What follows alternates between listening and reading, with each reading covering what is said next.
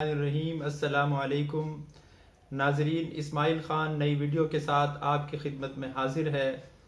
ناظرین، آج ہم بات کریں گے نئی حکومت کے ہتھ کنڈوں کے بارے میں کہ یہ موجودہ حکومت، اس میں وہ لوگ ہیں جو بار بار اقتدار میں آ چکے ہیں، ان کو تجربہ بھی ہے، ان کو ملک کے حالات کا بھی پتہ ہے، نزاکتوں کا بھی پتہ ہے، لیکن یہ اس کے باوجود ان پرانی حرکتوں سے اور پرانے معاملات سے باز نہیں آ رہے۔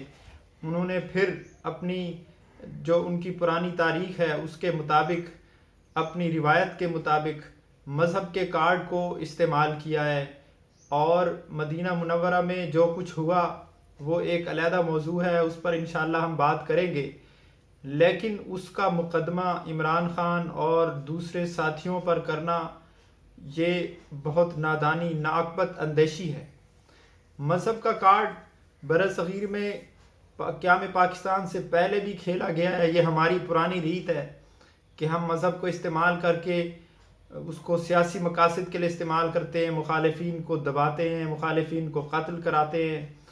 تو توہین مذہب کا مقدمہ جو ہے وہ درج ہو گیا ہے فیصل آباد کے ایک تھانے میں۔ اس سے مجھے یاد آ گیا کہ مشہور مغل بادشاہ اورنگزیب عالمگیر نے بھی اپنے بھائی کے ساتھ، دارا شکوہ کے ساتھ ایسا ہی کیا تھا۔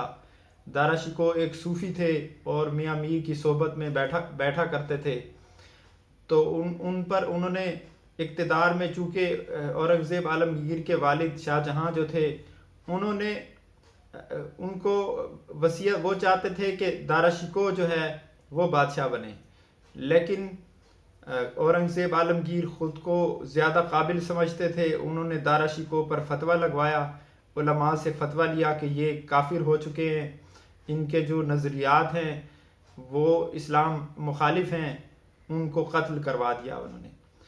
تو اس طرح یہ ہماری پرانی روایت ہے، اور پاکستان میں تو مذہب کا کارڈ بہت عام ہے۔ اس وقت دنیا میں 57 اسلامی ممالک ہیں، کسی بھی ملک میں میرے علم کے مطابق مذہب کارڈ کا استعمال نہیں ہو رہا۔ ملائیشیا کو دیکھ لیں، انڈونیشیا دیکھ لیں، برونائی دیکھ لیں، ترکی دیکھ لیں، لیکن یہ پاکستان ایسا واحد بدقسمت ملک ہے جس میں سیاسی مخالف ہو یا مذہبی مخالف ہو، اس پر فتویٰ لگوایا جاتا ہے کفر کا۔ یہ بہت خطرناک دفعہ ہے۔ 295A کے تحت ان کے خلاف مقدمہ درج کیا گیا ہے۔ 295A کا مطلب یہ ہے کہ یہ شخص جس کے خلاف مقدمہ درج کیا جا رہا ہے یہ اسلام کی توہین کا مرتکب ہو رہا ہے۔ ناظرین، غور کیجئے اس بات پر کہ عمران خان پر اسلام کی توہین کا الزام عائد کیا گیا ہے کہ وہ اسلام کی توہین کے مرتکب ہوئے ہیں، اور اس کی سزا عمر قید ہے۔ اگر کوئی شخص حضور صلی اللہ علیہ وآلہ وسلم کی توہین کا مرتکب ہوتا ہے تو اس پہ 295C لگتی ہے، جس کی سزا موت ہے اور پھانسی۔ لیکن 295A جب کوئی اسلام کی توہین کرے، اسلامی شاعر کی توہین کرے، تو اس کے خلاف 295A لگتی ہے۔ تو انہوں نے ایک سابق وزیر اعظم، مقبول سیاسی لیڈر اور ایک مسلمان پر یہ مقدمہ انہوں نے درج کیا ہے۔ یہ صرف انتقامی سیاست ہے، اس سے باز آ جانا چاہیے۔ پاکستان مذہب کے کارڈ کی وجہ سے بہت نقصان اٹھا چکا ہے، دنیا میں پیچھے رہ گیا ہے، عزت میں پیچھے رہ گیا ہے۔ آپ یہ دیکھیں کہ پاسپورٹ کی رینکنگ میں وہ ملک آخر میں آتے ہیں جہاں پر وار چل رہی ہو، جنگ چل رہی ہو، جیسے افغانستان ہے، شام ہے، صومالیہ ہے۔ تو یہ وہ ملک ہیں جو پاسپورٹ کی رینکنگ میں آخری پوزیشنز پر ہیں، لیکن حیرت کی بات ہے کہ پاکستان ان کے ساتھ ہے پاسپورٹ کی رینکنگ میں۔ اس کی وجہ یہی مذہبی عدم برداشت اور سیاسی عدم برداشت کا رویہ ہے کہ لوگ مخالفوں پر کفر کا الزام لگوا کر، فتوے لگوا کر ان کا قتل کروا دیتے ہیں، ان کے خلاف مقدمے بنوا دیتے ہیں، اور ملک میں بد امنی، افراتفری کی فضا قائم رہتی ہے۔ ایک فرقہ دوسرے کے خلاف نفرت کو فروغ دیتا ہے، ایک مذہبی عالم دوسرے مذہبی عالم کے خلاف مذہب نفرت کو فروغ دیتا ہے۔ لیکن اس میں بدقسمتی سے اہل سیاست بھی اس میں ملوث ہو گئے ہیں۔ وہ لوگ بھی وہی کام کر رہے ہیں جو مذہبی طبقات نے پہلے کیا تھا اور ملک کو انتشار کا شکار کیا تھا۔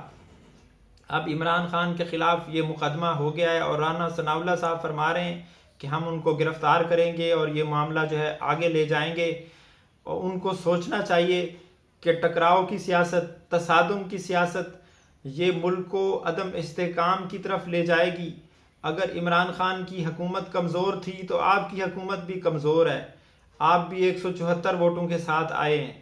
اگر اس طرح کا رویہ آپ رکھیں گے، خواہ اگر آپ طاقتور حکومت میں بھی ہوں تب بھی آپ ایسے اقدامات نہیں کر سکتے جو ملک کو عدم استحکام کا شکار بنائیں، ملک میں افراتفری پھیلائیں، ایک مقبول لیڈر کے خلاف ایک مذہب کے نام پر جھوٹے مقدمے کا اندراج، یہ ایک قابل مذمت بات ہے۔ اس سے باز آ جانا چاہیے، اس سے ہمیں نقصان کے علاوہ کچھ نہیں ملے گا۔ اور یہ بات ذہن میں رہے کہ مدینہ منورہ میں جو کچھ ہوا وہ عوام کی ریاست سے ناراضگی کا ثبوت ہے۔ پاکستان کے عوام اس ملک میں مسلسل بے یقینی، معاشی بے یقینی، سیاسی بے یقینی سے تنگ آ چکے ہیں، اور اس طرح کے واقعات مزید رونما ہوں گے اگر اس ملک میں سیاسی اور معاشی عدم استحکام جاری رہا، بے یقینی جاری رہی۔ اس لیے خدارا ایسی چیزوں سے باز آ جائیں، پاکستان کو آگے لے جانے کی کوشش کریں، ذاتیات سے نکل آئیں، آپ ملک کے مفاد کے لیے کام کریں۔ اللہ تعالیٰ نے آپ کو موقع دیا ہے، جیسے ہی بھی آپ اقتدار میں ہیں، اب یہ آپ کے پاس یہ 22 کروڑ عوام کی قسمت آپ کے ہاتھ میں ہے۔ آپ چاہیں تو اس کو بہتر کر دیں، چاہیں تو آپ اس کو پیچھے لے جائیں ملک کو۔ تو پاکستان کو اگر آپ آگے لے جانا چاہتے ہیں تو برداشت کا کلچر پیدا کریں، حالات کو بہتر بنانے کی کوشش کریں، مخالفین کے لیے بھی اپنے دروازے کھلے رکھیں۔ اگر اس طرح کا معاملہ جاری رہا تو خدا نخواستہ پاکستان انتشار اور افتراق کا شکار ہو سکتا ہے، اور حالات مزید دیگر گوں ہو سکتے ہیں اور بگڑ سکتے ہیں۔ اس لیے ایسی جو اقدامات ہیں، ایسے اقدامات سے باز آ جانا چاہیے۔ آج تک کے لیے اتنا ہی، انشاءاللہ ملتے ہیں نیکسٹ ویڈیو میں۔ اللہ حافظ۔